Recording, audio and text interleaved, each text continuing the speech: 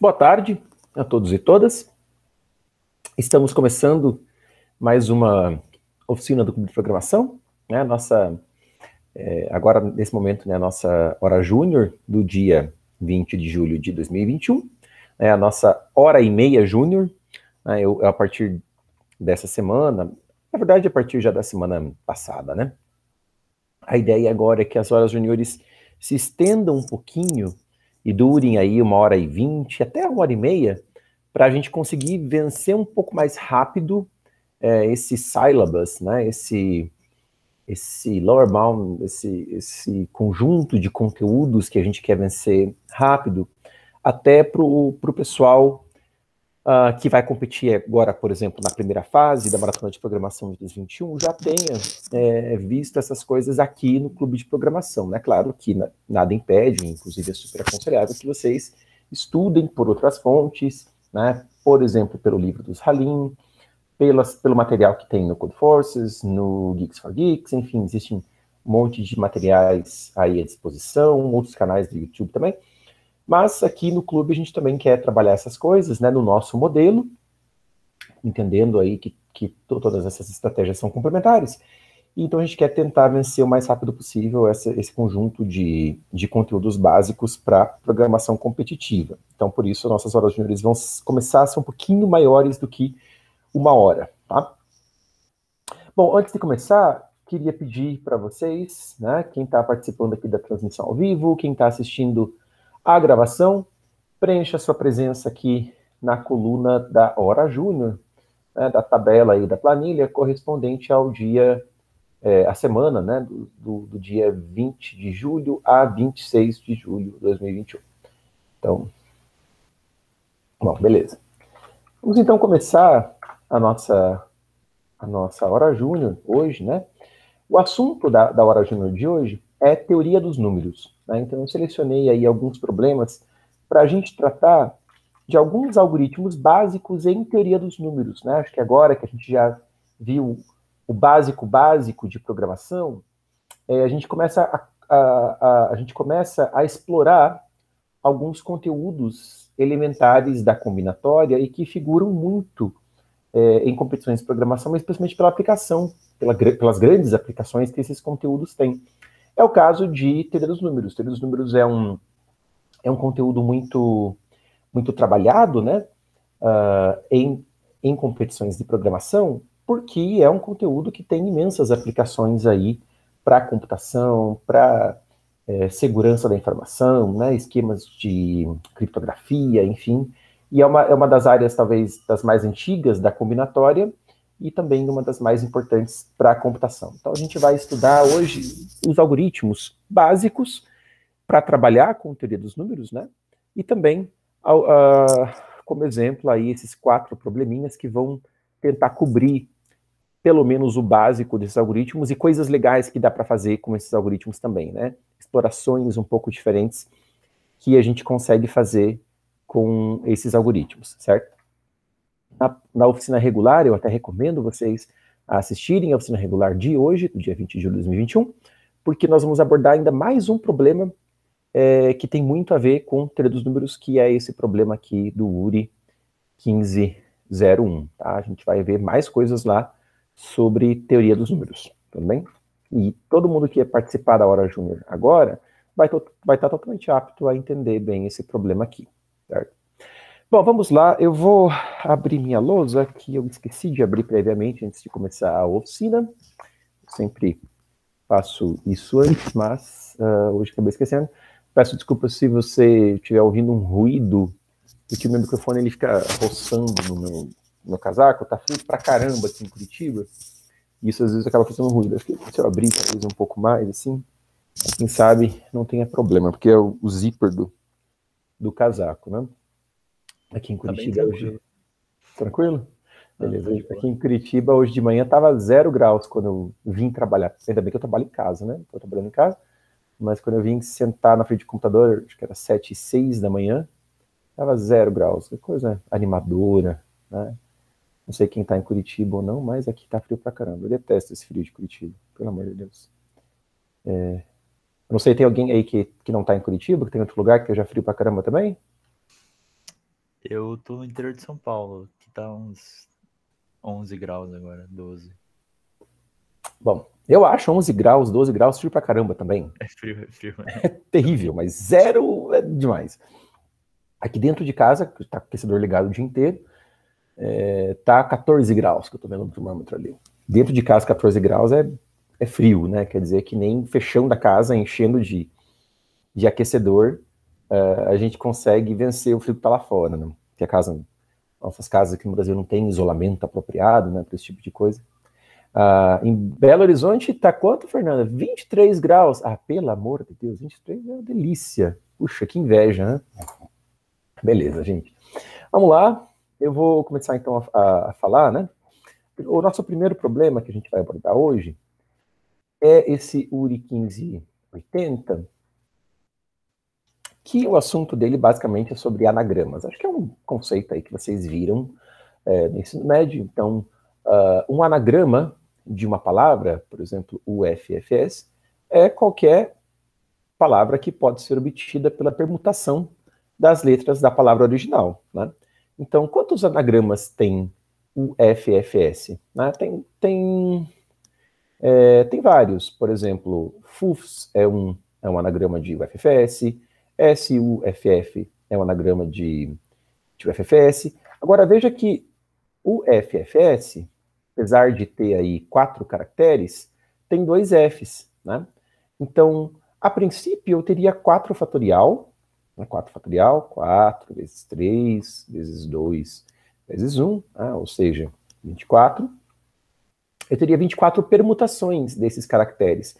No entanto, por causa desses 2 Fs, algumas permutações, algumas dessas 24 permutações, vão resultar na mesma palavra, né? Vão resultar no mesmo anagrama. Então, e a gente não pode contar 2 vezes. Mas isso é meio tranquilo de a gente observar o que está acontecendo, né? Porque se eu tenho 2 Fs, com certeza, das 24 permutações, quando um F ocorre lá no anagrama e o outro F ocorre no anagrama, vão acontecer exatamente duas permutações diferentes resultando no mesmo anagrama, né? A permutação em que esse F está aqui nessa posição e esse F está na segunda posição, e a permutação em que esses 2 Fs estão nas mesmas posições, só que trocados e, portanto, resultando no mesmo anagrama, né? Então, o número de anagramas de UFFS vai ser o número de permutações que eu tenho dos 4 caracteres, que isso é 4 fatorial, sobre 2, né? Por que 2?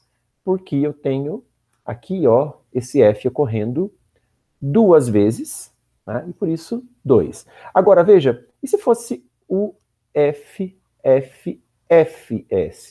Então, o número de anagrama seria 5 fatorial, e será que seria sobre 3? Não seria sobre 3, né?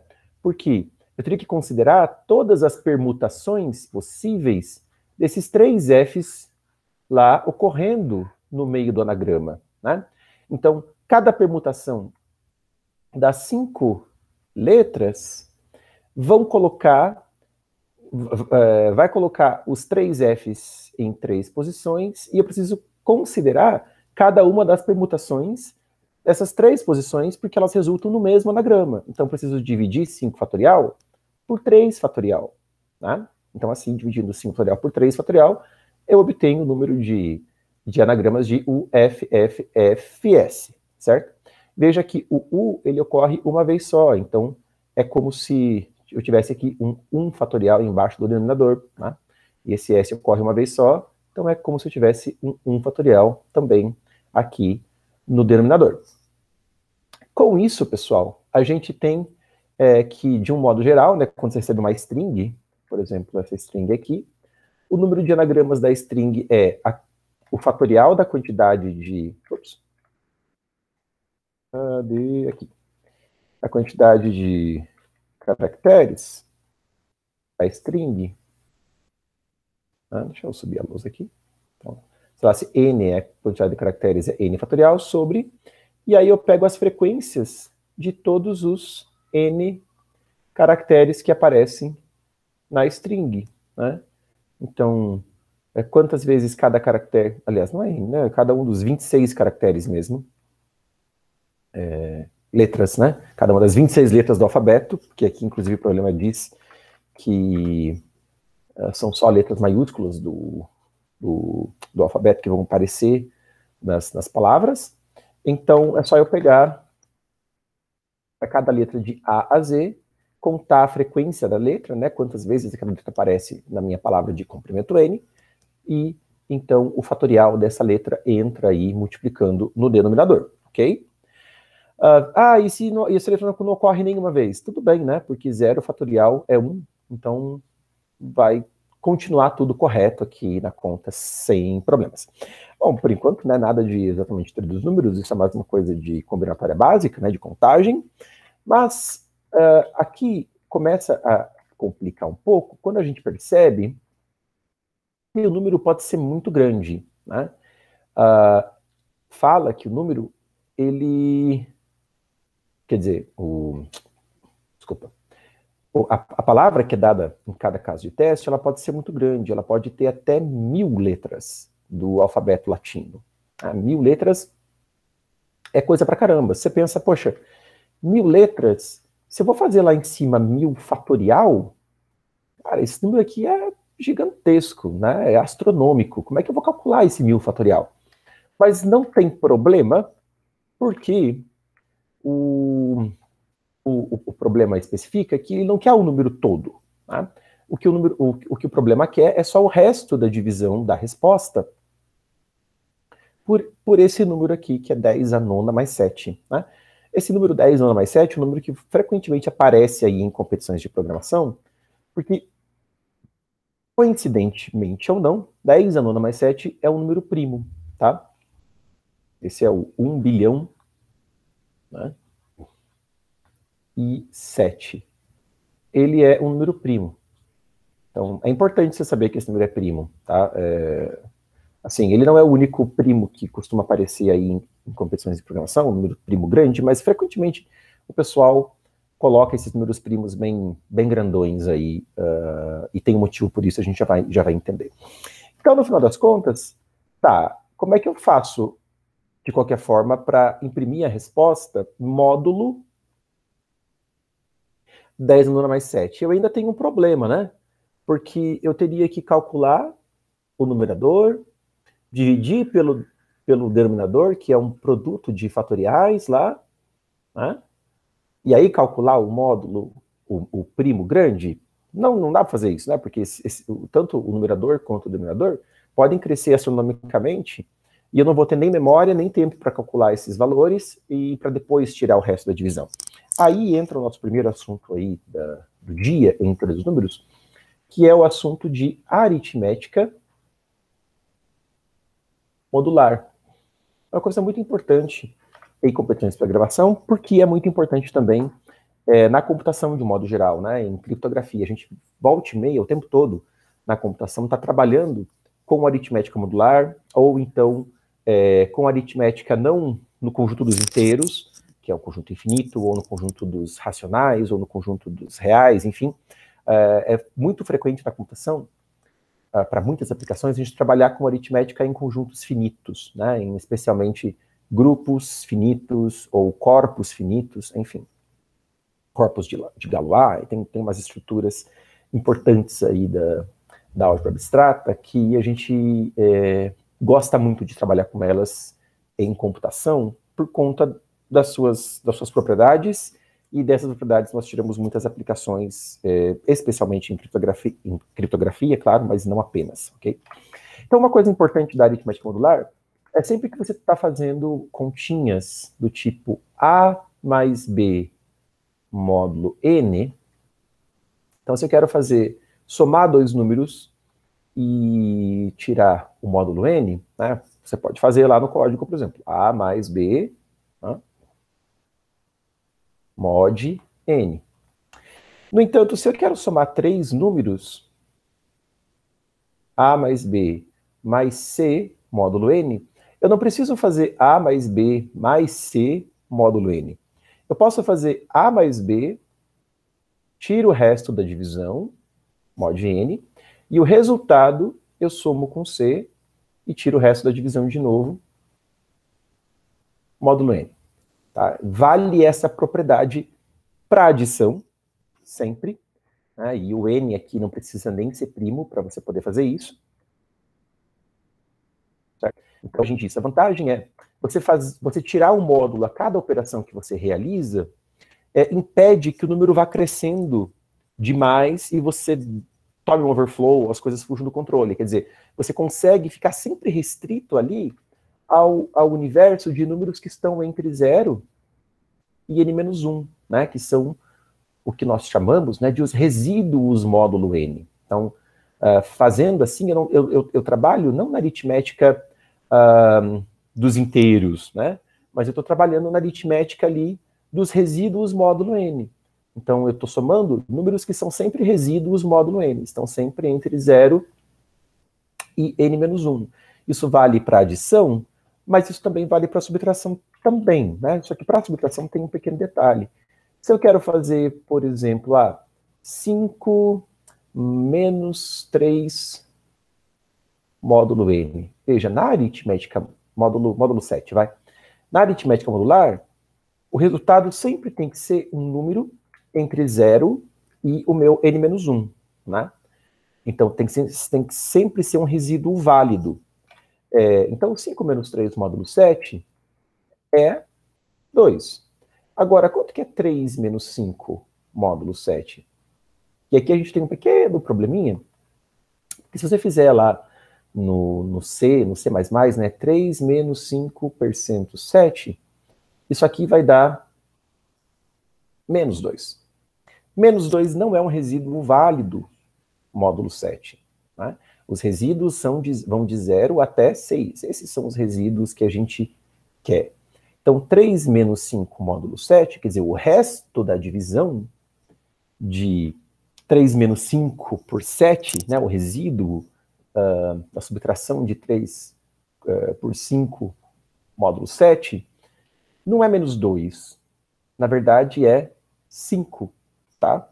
Porque qual que é o número entre 0 e 6? A ideia toda é a seguinte, né? Eu quero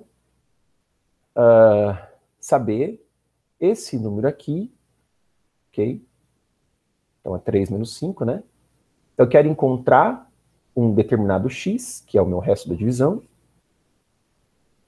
tal que 3 menos 5 menos x seja um número múltiplo de 7, né? Então, só que esse x ele tem que ser de 0 a 6. Porque isso é o que representa o resto da divisão por 7. Né?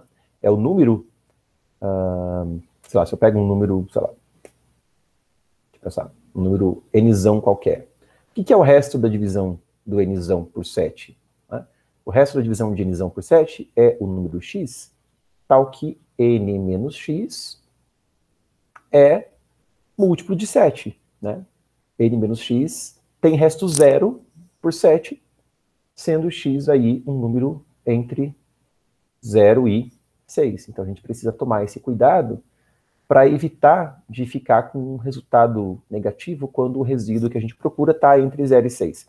Então, para você obter esse comportamento, que é o comportamento que a gente quer, com subtração modular, a dica aí é sempre você fazer, antes de fazer a subtração, antes de fazer 3 menos 5, você soma o 7, né, porque somar o 7 não altera o resto da divisão, afinal de contas eu estou fazendo todas as operações módulo 7, então somar o 7 não altera o resto da divisão que eu estou calculando. E aí tiro 5, né, com isso vou ficar com 10 menos 5, e 5 módulo 7 é o 5 que eu queria. Isso é importante especialmente, de novo, né, como eu falei, se eu venho fazendo várias operações, uma em sequência da outra, né, e tudo modular. Então, poderia ter uma situação assim, ó, em que eu tenho lá 3 mais 7 menos 2, certo? 3 mais 7 menos 2, módulo 7. Então, se eu fizesse no C primeiro as operações e depois tirasse essa divisão, isso já ia dar, né? Bom, 3 mais 7, 10, menos 2, 8, e isso ia dar 1. Agora, se eu fizesse 3... Tá, aqui... Agora, se eu tiro o resto da divisão a cada operação, 3 mais 7 dá quanto? 3 mais 7 dá 3, né? 3 mais 7 dá 3 módulo 7. Mas aqui deu boa ainda. Deixa eu fazer esse menos 2 virar menos 4, vai? Então, 3 mais 7, 10, menos 4, 6, então isso aqui dá 6, certo? Então aqui, 3 mais 7, agora se eu tiro o resto da divisão a cada operação, eu fico com 3 mais 7, 3, menos 4, menos 1, e eu obtenho o resultado menos 1, que não é o resultado que eu queria ver, né? É o resultado errado, que eu queria o resultado 6. Por isso a importância de, sempre que eu vou fazer uma subtração, eu somo o 7, e aí tiro o valor que eu queria tirar. Beleza, eu posso fazer a adição modular. Eu posso fazer subtração modular, e para isso é só eu somar com o n antes de subtrair. Eu posso fazer até multiplicação modular, né? A vezes b, módulo n. E em alguns determinados contextos, eu posso fazer divisão modular. Mas a gente não escreve assim, tá? A sobre b. A gente prefere escrever, ao invés de A sobre B, a gente prefere escrever A vezes o inverso multiplicativo do B módulo n. Isso aqui é uma coisa um pouco louca, mas funciona por mágica, não, por matemática mesmo, né? E eu vou explicar para vocês. Imagina que você quer calcular, por exemplo, 5 escolhe 2, né? 5 escolhe 2, coeficiente binomial 5, 2 a 2, combinação do 5, 2 a 2, enfim, não sei qual que é o nome que você conhece. Isso, a gente geralmente costuma chamar de 5 escolhe 2, né? Você quer calcular 5 escolhe 2 módulo 3, ok? Bom, 5 escolhe 2 é 5 fatorial sobre 2 fatorial vezes 3 fatorial, certo? Então, em cima, eu tenho 5 fatorial, que é 120. Embaixo, eu tenho 2 vezes 3 fatorial, que é 6. Então, embaixo eu tenho 12. Tá? Então, 5 escolhe 2, dá 12 sobre 120, que dá 10. Certo? Então, isso é 5 escolhe 2. Se eu fizer a conta desse jeito, né, por extenso, deixando os produtos crescerem um monte, tá? Muito similar ao problema que a gente tem ali dos anagramas, que também tem que calcular uma fração com fatoriais em cima e embaixo, e tirar o resto da divisão. Aqui, o resto da divisão, né, 10 mod 3, dá 1. Beleza? Ok. Agora, veja, eu não preciso deixar as coisas crescerem um monte se eu trabalhar com aritmética modular. Mas como que eu trabalho com divisão modular? Né? Como é que eu faço divisão módulo 3? Porque o 5 fatorial, módulo 3, se eu trabalhar com as operações já em aritmética modular, o que vai acontecer aqui? Isso vai ser 5 vezes 4 vezes 3 vezes 2 vezes 1. Né? 5 vezes 4 módulo 3 dá 2, certo? 5 vezes 4 é 2 módulo 3. 2 vezes 3 é 0. E aqui já ficou... que aparece aqui no fatorial, né, como comum dos fatores. Então, esse número ele é múltiplo de 3. Então, é óbvio que o 5 fatorial ele é 0 módulo 3. Embaixo, o que a gente vai ter, né?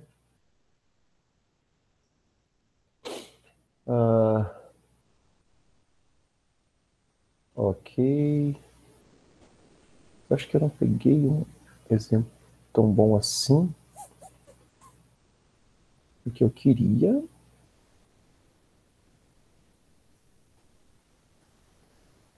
Eu acho que eu não peguei um exemplo bom. Deixa eu Exemplo um pouquinho. Muito bem. Vou pegar com o módulo 5, acho que vai ser um pouquinho mais interessante. Vou fazer o 5...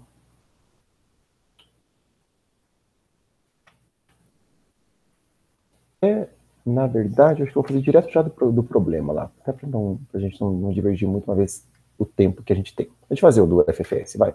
O FFS, o cálculo que a gente tinha que fazer era o 12 fatorial, né?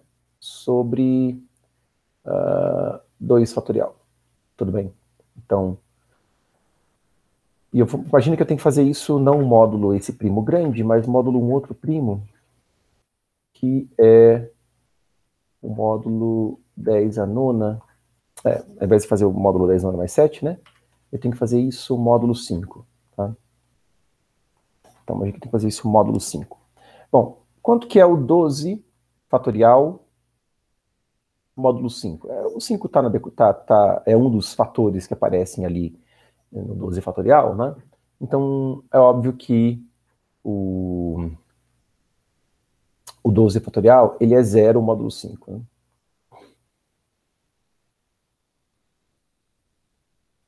Ok? E o 2 fatorial 2 fatorial é 2, então 2 fatorial é 2 módulo 5. Aí eu chego nessa situação aqui, né? Poxa, como é que você vai fazer para calcular 0 sobre 2 módulo 5? Porque eu já não tenho mais, né, os números, os valores que eu queria originais. Eu tenho aqui resíduos, né? Um resíduo módulo 5 do numerador, um resíduo módulo 5 no denominador. O resíduo de cima é 0, o resíduo de baixo é 2. Então essa divisão aqui, ela também tem que ser feita modular, de modo que represente a mesma conta que daria se eu fizesse lá o 12 fatorial sobre... aliás, por que é 12 fatorial? Ali no exemplo era 4 fatorial. Eita. 4 fatorial que é 12. Não, 4 fatorial que é 24, né? Que tem sobre 2 vezes. Estou atrapalhado hoje. Então, 4 fatorial é 24. Então, 24 módulo 5 é 4, né? Assim vai ficar um exemplo mais interessante. 4 fatorial é 4, módulo 5, né? Porque é 1 antes do 25. E o 2 fatorial é 2. Então, a fração que eu quero fazer é o 4 vezes o inverso multiplicativo do 2 módulo 5, né? Então, o que significa isso? O inverso multiplicativo do 2. De todos os resíduos módulo 5, 0, 1, 2, 3, 4, qual que é o número que, multiplicado por 2, dá 1 módulo 5? Porque isso que significa o inverso multiplicativo quando a gente fala de aritmética usual, né? Se eu falo lá, quem é o inverso multiplicativo do x? Bom, é 1 sobre x, porque é o número que eu multiplico com x e dá 1. Na aritmética modular é a mesma coisa, tá? Quem é o inverso multiplicativo do 2 módulo 5? É o 3, porque 2 vezes 3 é 1 módulo 5, certo? Então, 4 dividido por 2 na aritmética modular é, na verdade, 4 vezes 3, módulo 5. Mágico isso, né? E deu 2, que é a resposta, né? Que é a mesma coisa que eu teria se tivesse feito o 4 fatorial. Ia dar lá 24 sobre 2, 24 sobre 2 é 12, 12 módulo 5 é 2. Tá? Então, a gente também consegue fazer divisão na aritmética modular. Basta, para o número que eu estou procurando, eu encontrar o resíduo que entre 0 e o meu valor do módulo ali, menos 1, né, o resíduo que multiplicado... se eu estou querendo encontrar na inverso multiplicativo do A, basta eu encontrar o resíduo que multiplicado pelo A dê 1 módulo, enfim, o valor do módulo que eu estou. Quando o número é primo, a gente sempre tem a garantia de que todo número, todo resíduo, módulo aquele primo, né, todo resíduo, módulo P, tem inverso multiplicativo, módulo P, exceto zero. Zero nunca vai ter inverso multiplicativo, não tem inverso multiplicativo, né, não existe divisão por zero na aritmética usual, também não vai existir divisão por zero na aritmética modular, mas tirando o zero, todo mundo tem inverso multiplicativo, né? Então, por exemplo, o inverso multiplicativo do 2, a gente viu que é o 3, portanto, do 3 é o 2. O inverso multiplicativo do 4, módulo 5, é o próprio 4, né? Porque 4 vezes 4 é 1, módulo 5, né? 4 vezes 4 é 1, módulo 5 é 16, então é 1, módulo 5, e 1 é sempre o inverso multiplicativo de si próprio, né? 1 é o elemento neutro da multiplicação, então 1 vezes 1 sempre vai dar 1, então 1 é o cara que multiplicado por ele mesmo dá 1. Beleza? Bom, e aí, como é que a gente encontra inversos multiplicativos? Né? Chegamos finalmente à pergunta sobre como encontrar inversos multiplicativos. Tem dois jeitos, ok? Tem dois jeitos. O primeiro que eu vou ensinar para esse problema, ele sempre... Eu gosto desse jeito, porque... só que tem que tomar cuidado, porque ele só funciona quando você está tratando de inverso multiplicativo módulo um número primo. Tá legal? Então, tem um teorema aí, na teoria dos números, um teorema super importante, inclusive, que a gente chama de pequeno teorema de Fermat. Ok? O pequeno teorema de Fermat, ele diz que se A é um resíduo... Bom, A é um número diferente de zero, né? A elevado a P é um módulo P. Esse símbolo aqui, alguns leem como congruente a um módulo P, né? Quer apenas dizer que A na P menos 1 é um múltiplo de P. É isso que significa formalmente isso. O que, para a gente, representa, né? A gente pode entender que esse cara aqui e esse cara aqui são equivalentes. Quer dizer, na aritmética modular, eles são o mesmo número, digamos assim, né? Eles equivalem, eles estão na mesma classe de resíduo, né? Então, quer dizer que A na P é um módulo P. Né? O resto da divisão de A na P por P é 1. Todas essas coisas que eu falei aí são equivalentes, ok? Então, desculpa, o A na P não é 1 módulo P, A na P é A, não 1. Né? Se A na P é A módulo P, o A na P menos 1 é 1 módulo P. Então, o A na P menos 1 é 1 módulo P. Agora, se A elevado a P menos 1 é 1 módulo P, com certeza, se eu pegar o A e multiplicar por A na P menos 2, isso vai dar 1 módulo P, né?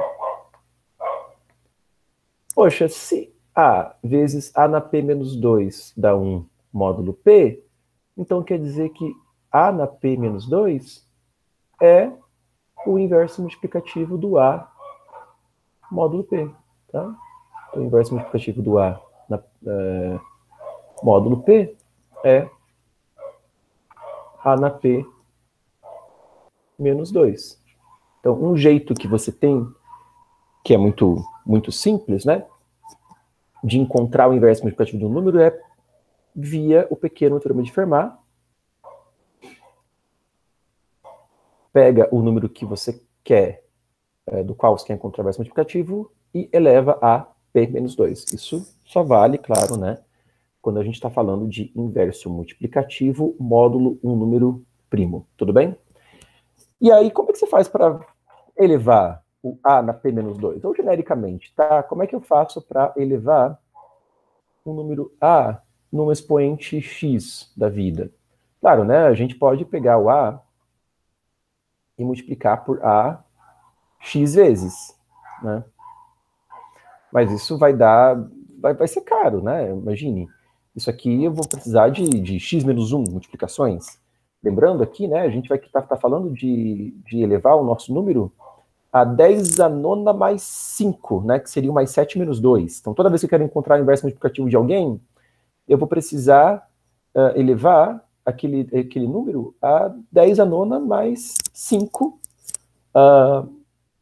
fazendo essas multiplicações todas modulares, né? Então, cada multiplicação que eu faço, eu já tiro o resto da divisão para não deixar o número crescer.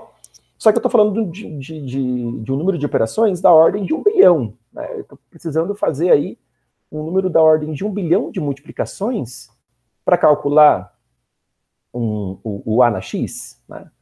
Então, assim, não posso querer rodar 1 bilhão de operações em cerca de 1 segundo. Isso é muito, né? Vai dar um código aí de 10 até 100 vezes mais lento do que precisa ser.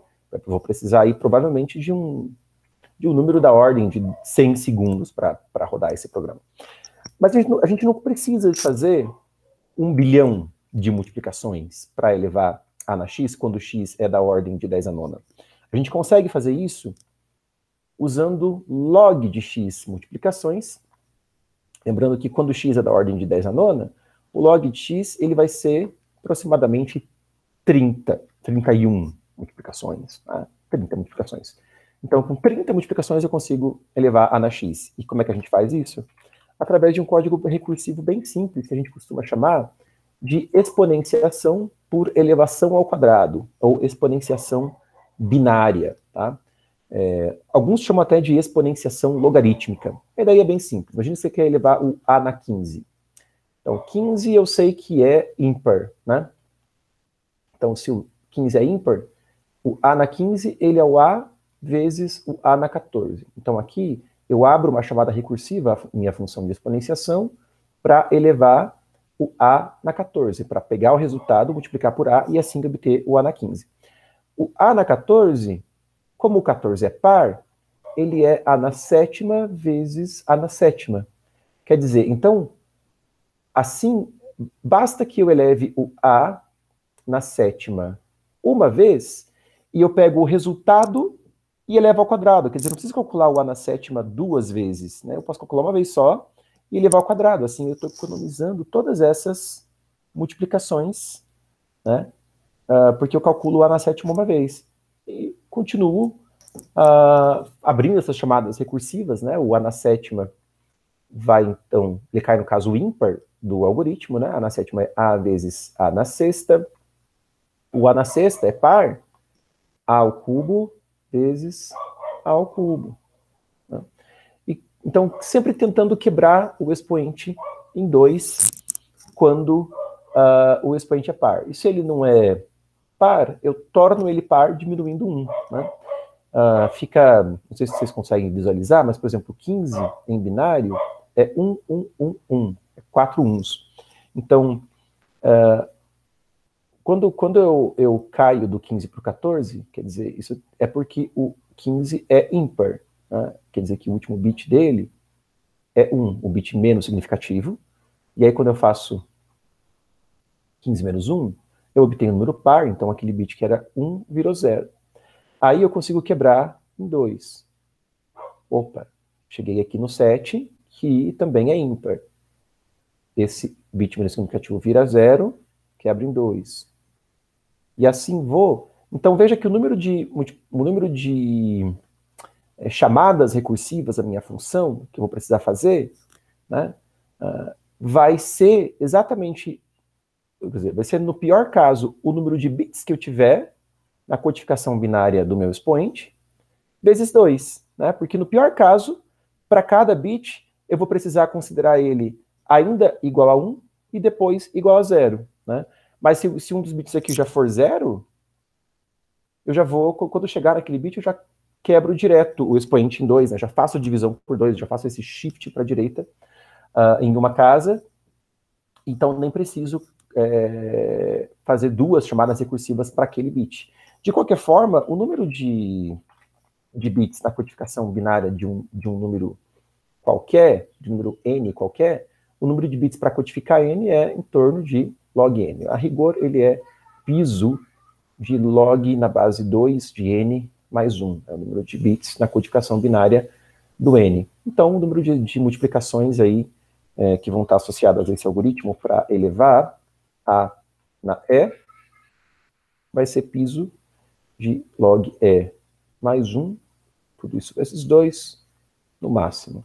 Ou seja, no pior caso, O de log E multiplicações. Esse O aqui significa que é limitado assintoticamente superiormente, tá? Então, eu até recomendo que vocês pesquisem um pouco sobre notação assintótica. A gente vai começar a trabalhar bastante aqui no clube de programação, nas horas juniores, cada vez mais com notação assintótica, né? Quer dizer, a gente tem uma estimativa superior, né, um limitante superior, para o comportamento do crescimento da nossa função naquilo que a gente quer medir. Geralmente, tempo, né? A gente tem um tempo que a gente quer medir, e a gente tem, então, a gente consegue dizer, ó, o tempo, no pior caso, ele nunca vai exceder assintoticamente, né, essa função aqui. Então, o que importa aqui é uma função que cresce, que faz aí, né, que tem um número de multiplicações, no caso, que é o número da ordem de logaritmo do expoente. Tá bom? Uau, eu tô falando bastante, mas assim, não tem tanto problema, porque a gente pode usar 2 horas juniores para cobrir esse conteúdo. É importante a gente passar mesmo por essas coisas, e tá tudo bem. É bastante coisa para falar, então tá tudo certo, ok? Beleza, o que a gente tem que fazer aqui no nosso problema, recordando, a gente tem que calcular em cima o número de letras, né, na nossa palavra, e embaixo as frequências de cada uma das letras, né, do A até o Z. Esses fatoriais, veja que eu já posso até deixar todos eles já pré-calculados, né? Eu sei que o nosso N, o tamanho do vetor, o tamanho da palavra, da entrada, nunca vai exceder 1000, né? Então eu posso ter um vetorzão lá, que eu vou chamar de FAT, que tem todos os números de 0 a 1000, 0 a 1000, e eu já deixo calculado lá o fatorial de cada um desses valores, né? Porque daí, isso antes de ler a entrada, inclusive, antes de fazer o processamento, eu já passo essa pré-computação, né? Eu pré-computo esses valores todos que eu preciso. Toda vez que eu precisar do fatorial de número, eu só vou lá e consulto. Claro que esses fatoriais já são, inclusive, calculados, né, módulo o meu primo P, que é justamente o 10 a nona mais 7. Tá legal? Aí, toda vez que eu quero calcular um fatorial, eu vou lá e pego esse fatorial. Então, basicamente, o que eu tenho que fazer quando leio uma palavra, por exemplo, UFFS, eu tenho um vetorzinho, que vai ser as minhas frequências, né? Que para cada letra, então na posição 0 isso corresponde à letra A, na posição 1 corresponde à letra B, etc. Na posição 25 corresponde à letra Z. Então, esse vetor a gente inicializa ele com 0, e toda letra que eu leio, eu vou lá e incremento aquela frequência. Opa, achei um U. Então, lá na posição do U, né, eu incremento a frequência. Achei um U. O F vai ficar lá, em algum momento, né, vai ficar o F com 2, e assim por diante. Tá legal? Então, assim eu tenho as frequências. Uma vez que eu tiver as frequências, e eu tiver também o tamanho da string que eu li, eu posso pegar o tamanho da string e consultar o fatorial dela lá no meu vetor de fatoriais, e embaixo pegar o produto de todos os fatoriais, de todas as frequências, de todas as letras aqui, né, o produto de todos esses números, das frequências, dos fatoriais desses números, né, tudo isso módulo P, e pegar, por último, para fazer a divisão de um número pelo outro, eu encontro o inverso multiplicativo do denominador e multiplico esse inverso multiplicativo pelo numerador. Beleza? Bastante coisa, né? Eu sei que já falei um monte de coisa de uma vez só, tudo para resolver esse problema. Então, se alguém tem alguma dúvida para falar, pode perguntar, não tem problema. Tudo bem que a gente tem uma certa quantidade grande aí de conteúdo para cobrir, mas justamente eu quero fazer as horas juniores um pouco maiores para a gente dar conta de cobrir essas coisas. Então, se esse conteúdo a gente conseguir vencer nesta hora júnior, a gente continua semana que vem, não tem problema, tá? Então, se alguém tem alguma dúvida agora para perguntar, por favor, pergunte. Vamos lá. Alguém quer falar alguma coisa?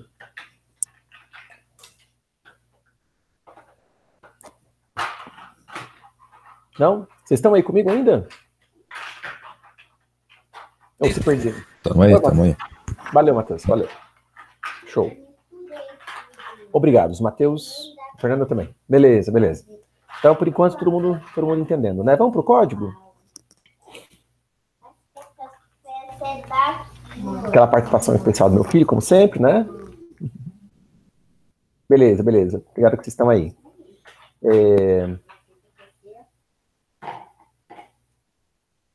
Vamos lá, então. Esse é o URI 1580.cpp.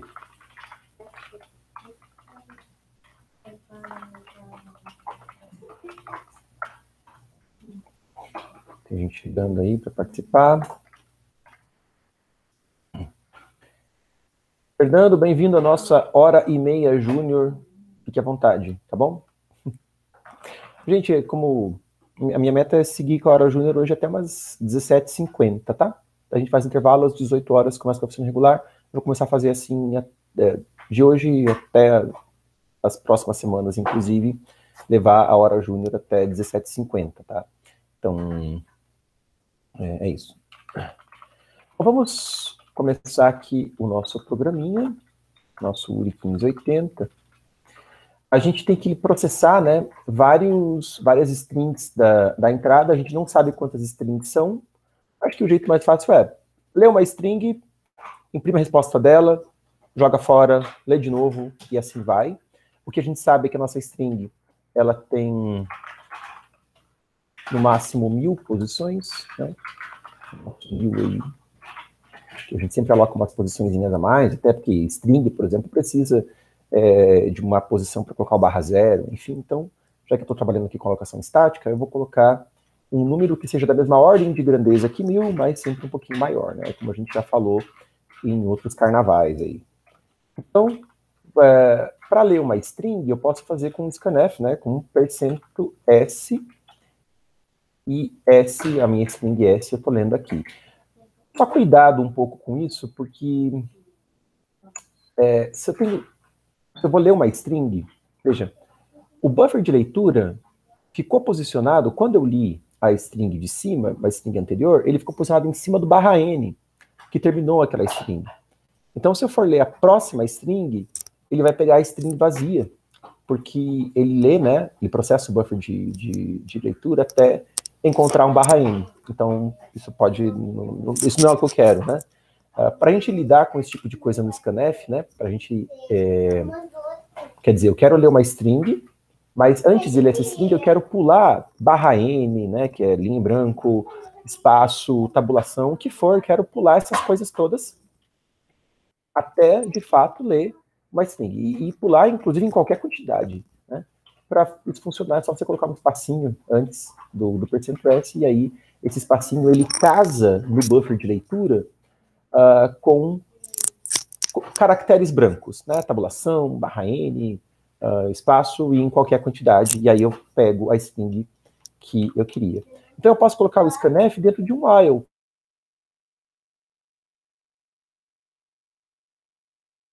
É uma exceção, um número que é menos 1, na verdade, quando encontra fim de arquivo. Então, enquanto o scanf não retorna fim de arquivo, enquanto ele não retorna fim de arquivo, eu sigo processando a entrada, tá bom? Posso criar aqui uma variável n, que vai receber o tamanho dessa string que foi lida. Então, n é o meu strlen do s, né? O tamanho da string s. E aí o que eu tenho que fazer? Eu tenho que processar a string s e contar, né, a frequência de cada um dos 26 caracteres que eu tenho. Então, eu vou precisar de um vetor de frequências com 26 posições. Posso achar aqui até 26 exatamente mesmo, né? 0 a z, de A a Z, 0 a 25. Então, todas essas 26 posições começam com 0, para para então inicializar o vetor com todas as posições com zero, eu vou usar a função bend7, como a gente já fez em oficinas passadas, em aulas de números passadas. E vou percorrer todos os n caracteres da minha string, certo? Para cada caractere i, então para cada iésimo caractere da string s, eu tenho que ir lá no vetor frec e a posição correspondente a esse caractere, né, eu tenho que incrementar. Só que veja, SI é um caractere de A a Z. Não é frec na posição A que eu quero incrementar, né? Se for A, eu quero incrementar 0. Se for B, eu quero incrementar a posição 1. E assim por diante. Então, como é que eu mapeio A para 0, B para 1, C para 2, etc. É só eu tirar, né? Subtrair o caractere, o valor do caractere A. O caractere A é um valor, é um número. Né? Então, é o número que corresponde lá na tabela ASCII2. Então, assim, eu estou, de fato, incrementando as frequências correspondentes aos caracteres como precisam ser computadas. Beleza, tenho o meu N, tenho as minhas frequências. Agora, o que eu preciso? Eu preciso calcular o numerador, né, e o denominador.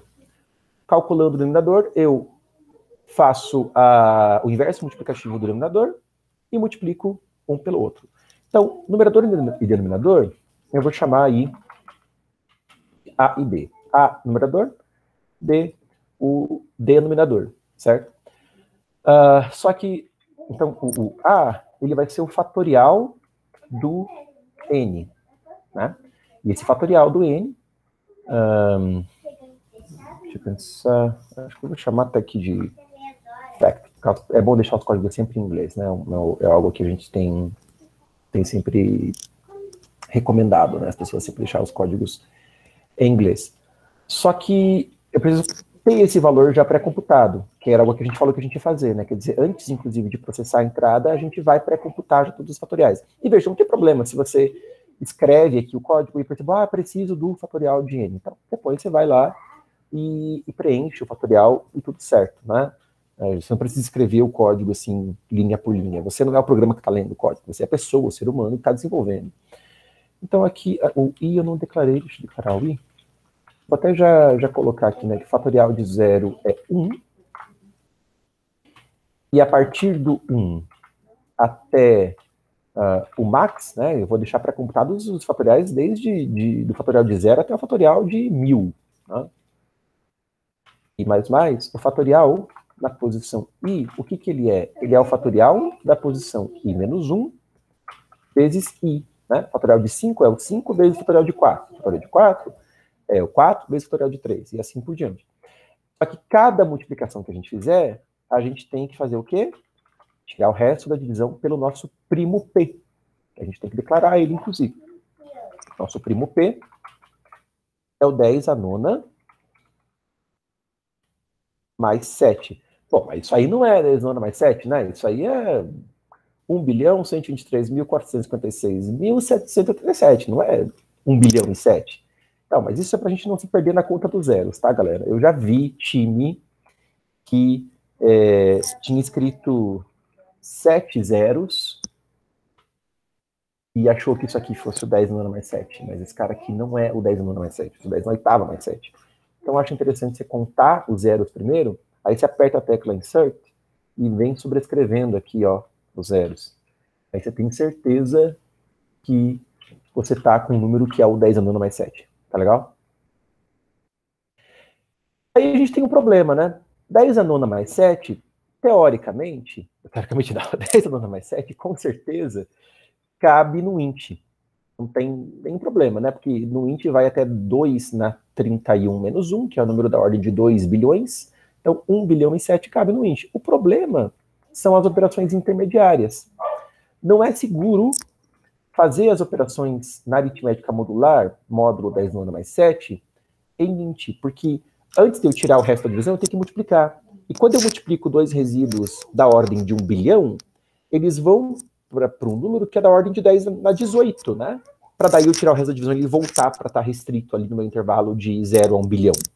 10 na 18 não cabe no int. Né? 10 na 18 é muito maior do que cabe no int, mas cabe no long.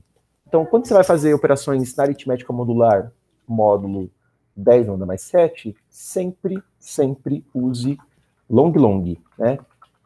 Números inteiros de 64 bits, não 32 bits. Então, a função fatorial aqui, int declarado, inclusive, função não, esse vetor, esse array.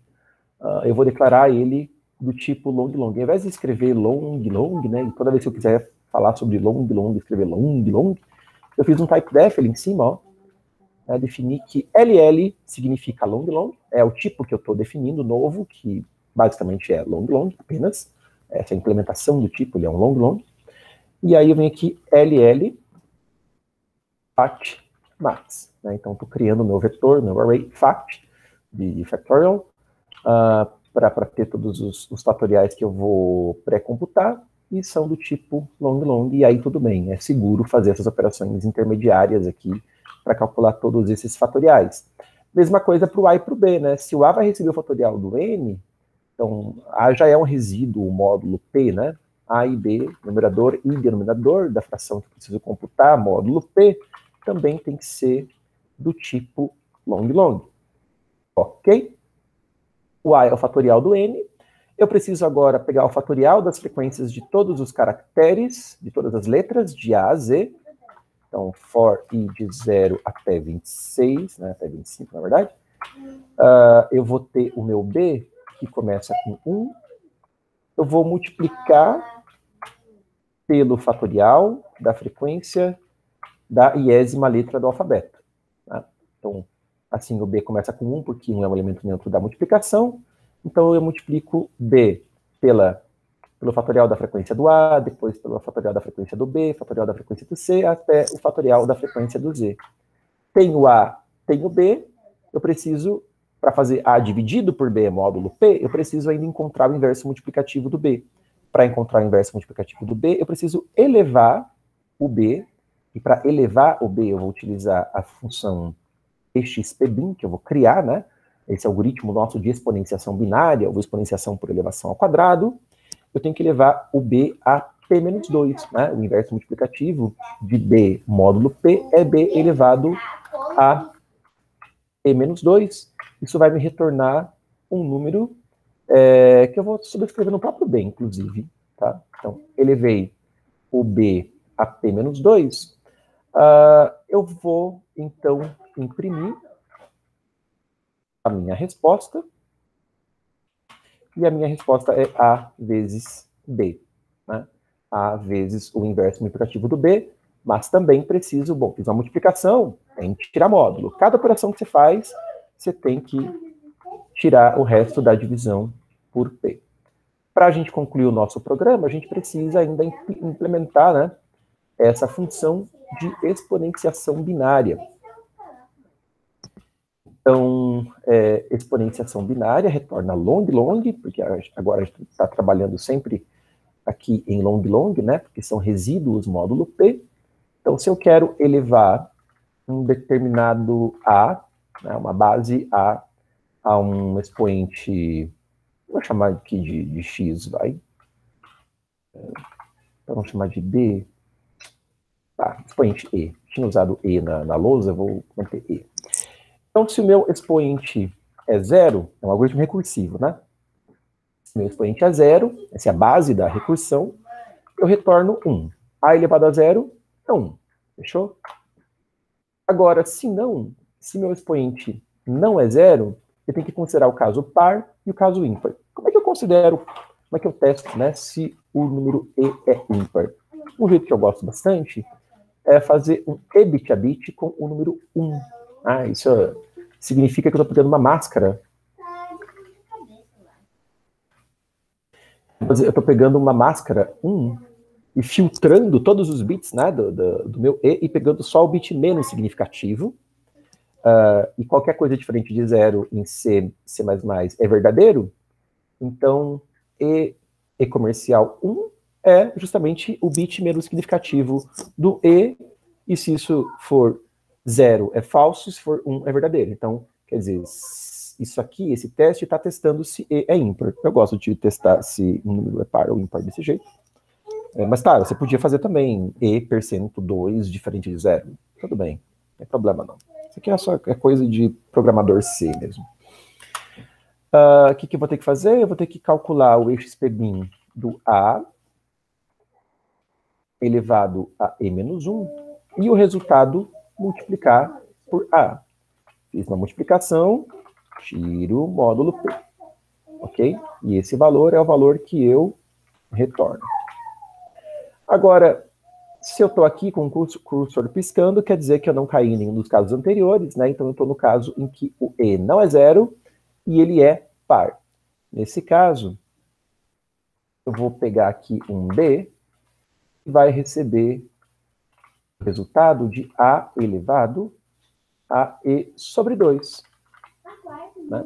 Eu elevo a E sobre 2 e o que eu retorno é o resultado dessa exponenciação de A elevado a E sobre 2, isso ao quadrado. Fiz uma multiplicação, tiro o resto da divisão. Ok? Veja que eu estou declarando, né, a variável B no meio do código e está tudo certo em relação a isso. Estou em C++ mesmo, não estou em C ANSI, isso dá boa. Ok, alguma dúvida, pergunta, comentário a se fazer sobre esse código, pessoal?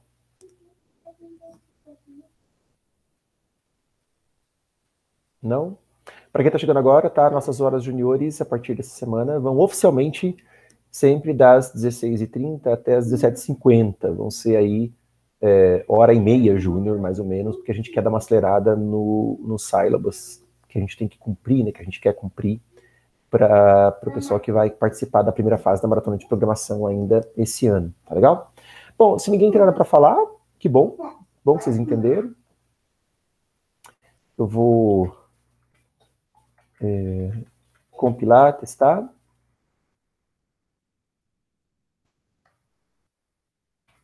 Estou demorando um pouquinho mais do que pretendia, mas está tudo bem também. Acho que eu meio que já esperava aqui precisar de umas 2 horas juniores para trabalhar teoria dos números. Ia ficar muito corrido trabalhar numa hora só todos os 4 problemas e todo o conteúdo de teoria dos números. É óbvio que isso não ia dar certo mesmo, então assim, a gente faz em 2 horas juniores e fica tudo bem, tá? Esse é o 1580. Compilou? Nossa. Deixa eu pegar, montar uma entrada aqui.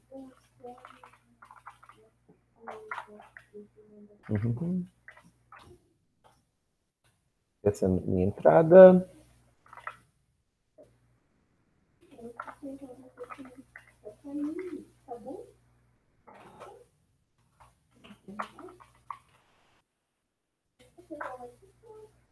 Os valores deu igualzinho, aparentemente, né?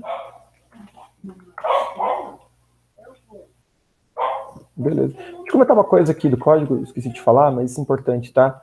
Esses problemas que são de múltiplos casos de teste, como é o caso aqui, né? Cuidado sempre com a reinicialização das variáveis, né? Esse vetor de frequências, por exemplo, conta as frequências das letras na string que foi lida. Então é importante que a cada caso de teste a gente reinicialize ele com tudo 0, porque senão ele vai carregar lixo, informação do caso do teste anterior, né? E você não vai ter os resultados esperados. Às vezes, para esses problemas de múltiplos casos de teste, é até interessante se a tua entrada de exemplo consiste apenas em um caso de teste, você às vezes duplicar, por exemplo, um caso de teste para ter certeza de que as variáveis todas que precisam ser reinicializadas, elas estão sendo inicializadas. Ó, aqui deu 12, 12, quer dizer, tá tudo certo, né? Não houve para a mesma entrada, tem que dar o mesmo valor, não pode dar valores diferentes, né? Senão é um sinal, é um sintoma de que alguma coisa aí não está sendo devidamente reinicializada. Tá? Submeter esse código.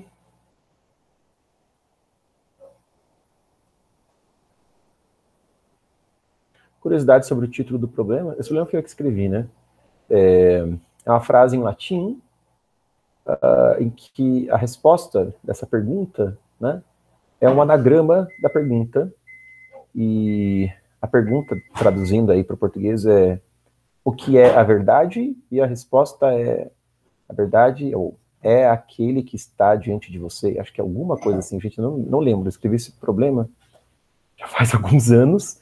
Eu sei que essa frase parece que vem da versão da Bíblia em latim, em relação à pergunta que Pôncio Pilatos faz para Jesus Cristo, né? Acho que o que é verdade, e Jesus Cristo responde, é esse que está diante de você, alguma coisa assim. Eu nem lembro direito da história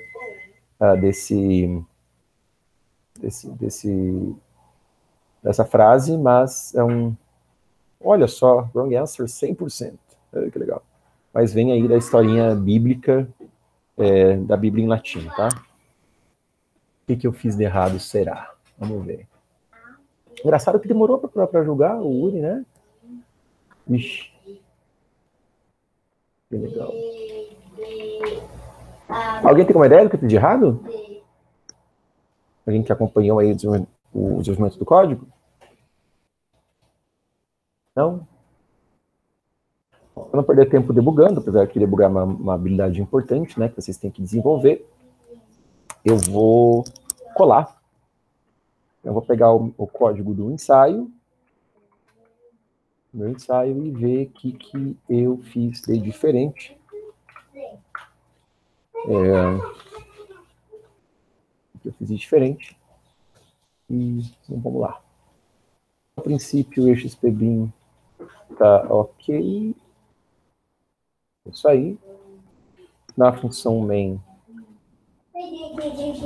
que o código do ensaio, fatorial de 0 é 1. Ok, tá igual também. Leia a string, reinicializa a frequência. Nossa, isso aqui tá igualzinho mesmo. Aqui, olha só, o erro. O erro tá aqui. Eu faço a multiplicação, mas eu não tirei o módulo, né? Então, a cada operação que você faz, você precisa tirar o módulo. Beleza? Então, este é o erro do código. Vamos submeter de volta.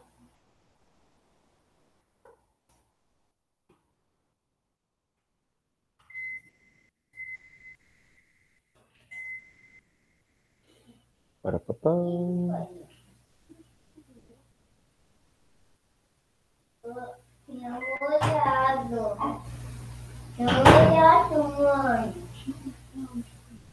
Nossa, com talento hoje.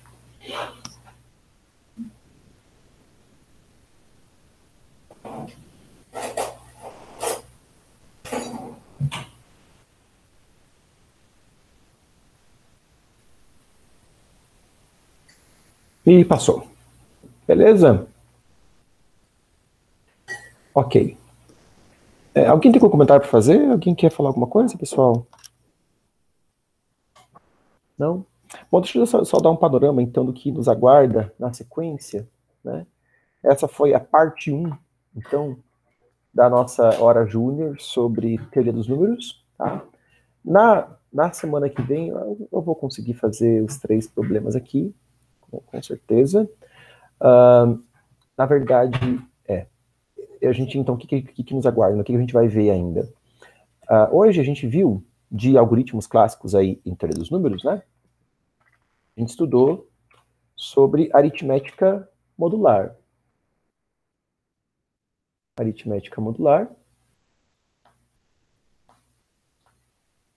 Em particular, acho que a grande coisa legal da nossa hora júnior de hoje foi que a gente viu aí, né, sobre inversos multiplicativos. Módulo 1'. A gente viu também que para calcular inverso multiplicativo de módulo primo, um jeito é através do pequeno teorema de Fermat, e para calcular inverso multiplicativo módulo 1', a gente precisa utilizar o algoritmo de exponenciação binária, ou exponenciação por elevação ao quadrado. Então a gente viu essas 3 coisas legais já nessa parte 1 sobre algoritmos de teoria dos números.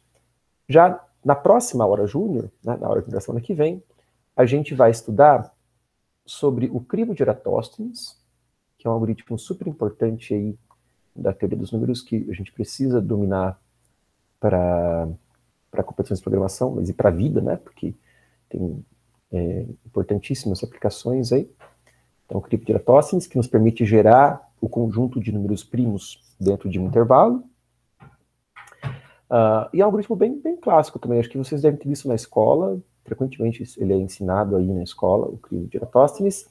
A gente também vai conversar um pouco sobre fatoração de inteiros.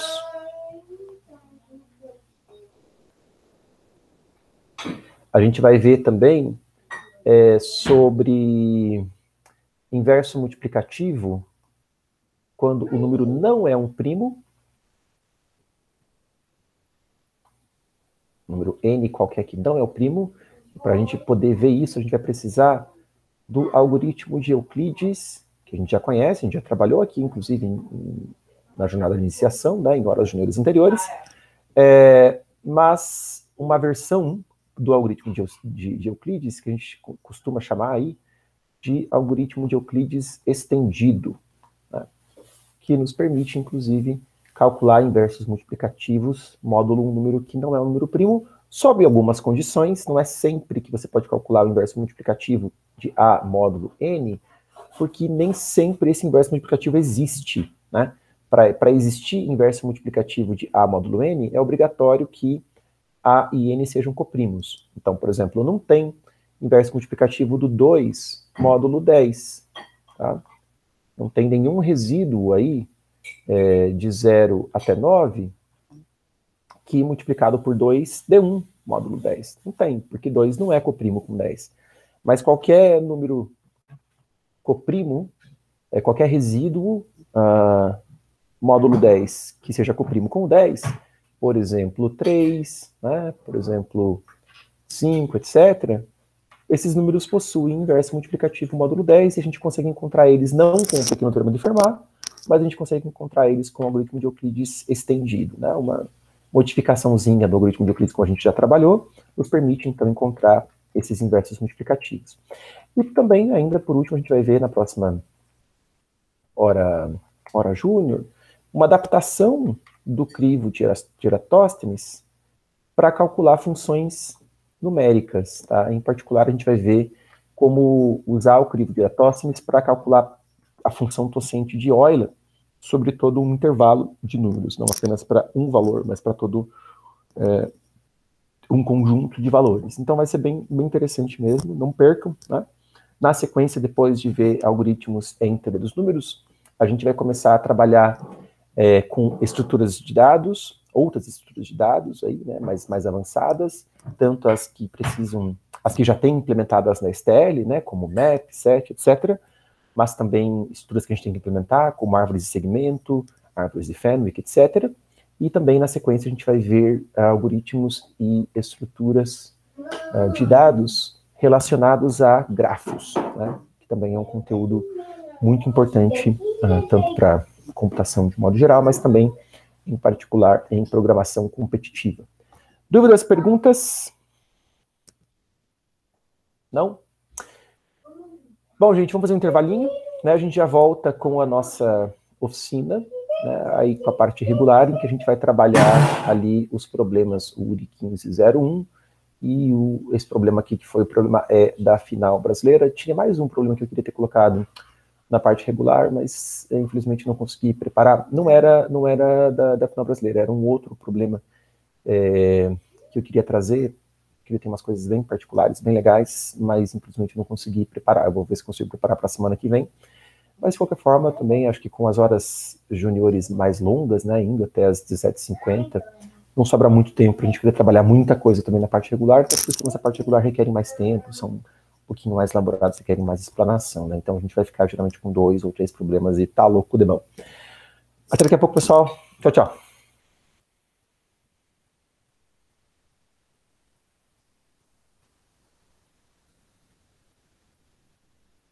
Como é que tira a gravação? Aqui.